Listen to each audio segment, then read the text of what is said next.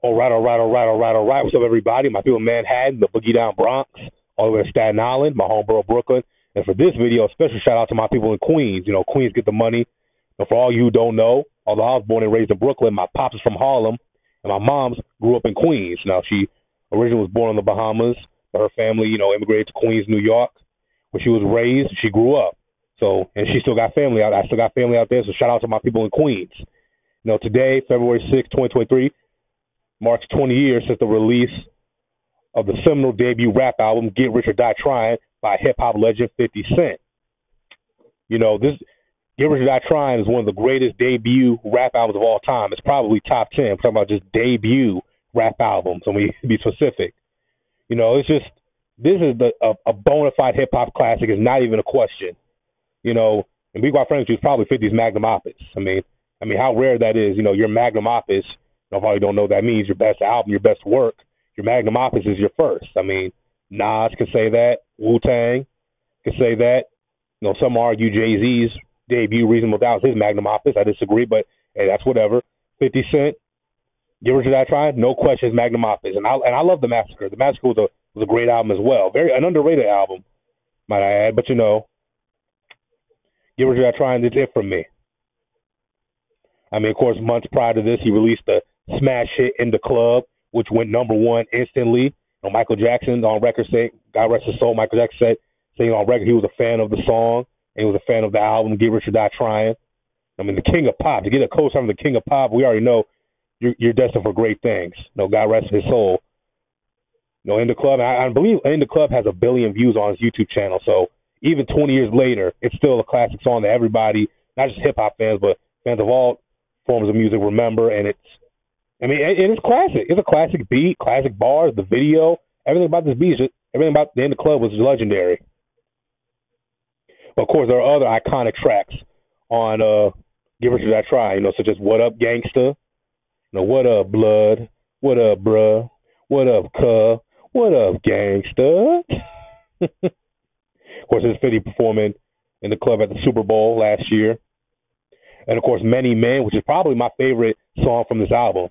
Many men wish death upon me, blood in my dog and I can't see. I don't want to get copyrighted. Disregard that. Of course, 21 Questions, which featured the late, great king of hooks, Mr. Nate Dogg.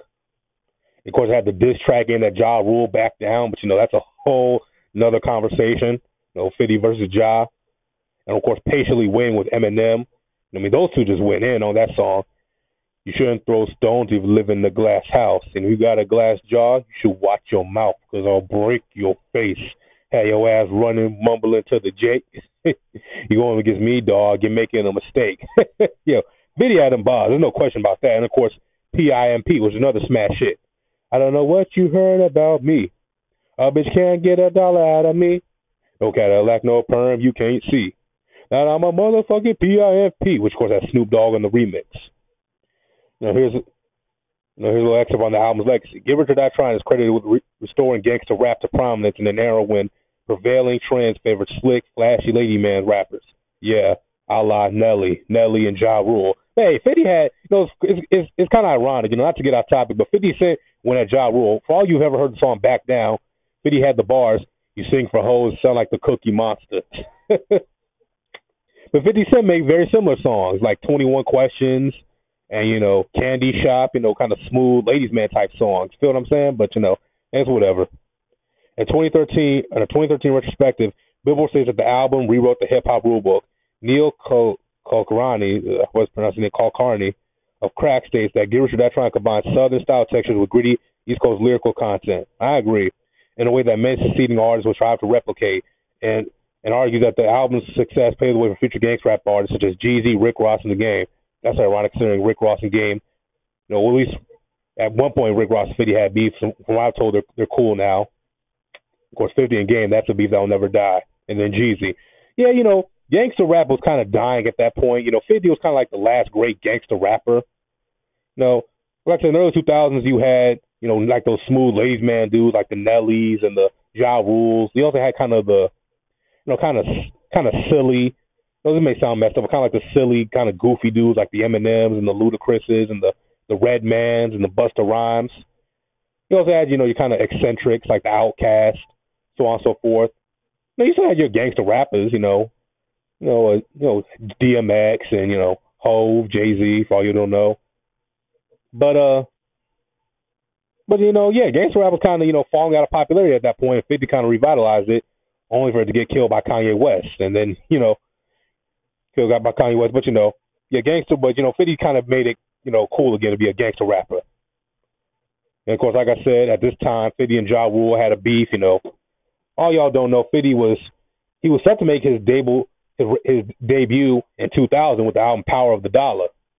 But at that point he got shot, and then he ended up getting blackballed by Ja Rule and Irv Gotti, which led to the lifelong feud between 50 and Ja. Again, that's a whole video in and of itself. We all remember when 50 bought out all the front row tickets for Ja Rule's concert. 50 is a funny dude. But yeah, like I said, this is one of the greatest debut rap albums of all time. Of course, after this, he released The Massacre 2 years later. He released Curtis in 2007. That was kind of it for 50. 50 kind of came and went. A lot of rappers who get in the game, like 50 was 28 years old, I believe, in 2003. Rappers, 28 years old in rap years is kind of old. Guys who come in that late, they normally burn out quick. A la DMX and Eminem and 50 and, we'll see about the Baby, because the Baby was about 28, 29 when he blew up. Same thing with Eminem. He was about 27. DMX was about 28. Not everybody can be a Tupac or a Nas or a Lil Wayne, be famous at 18, 19 years old. Well, Lil Wayne was famous at, fucking 14, 15. But, that's another conversation. But, like I said, man, after the 50 transition to the business world, Vitamin Water, and, of course, now you got all the shows, the Powers and the BMFs and stuff like that, BMF, he's doing his thing. 50's a hustler. That's where I'm not surprised that he is from New York. More specifically, he's from Queens, and we all know the slogan for Queens: Queens get the money. But tell me in the comments section down below, what's your favorite 50 Cent? What's your favorite song from this album? Is it In the Club? Is it PIMP? Is it What Up Gangsta? Back Down? Is it Many Men? 21 Questions? Let me know. Tell me what you guys think in the comment section down below. Salute to 50 Cent, New York legend, Queens legend. My mom's is from Queens, so she loved 50 and Mobb Deep and Nas and all them Queens dudes, Run DMC, LL, people like that. But shout out to my family in Queens, by the way. Sending the love from BK. Tell me what you guys think in the comments down below. I'm gonna see you all.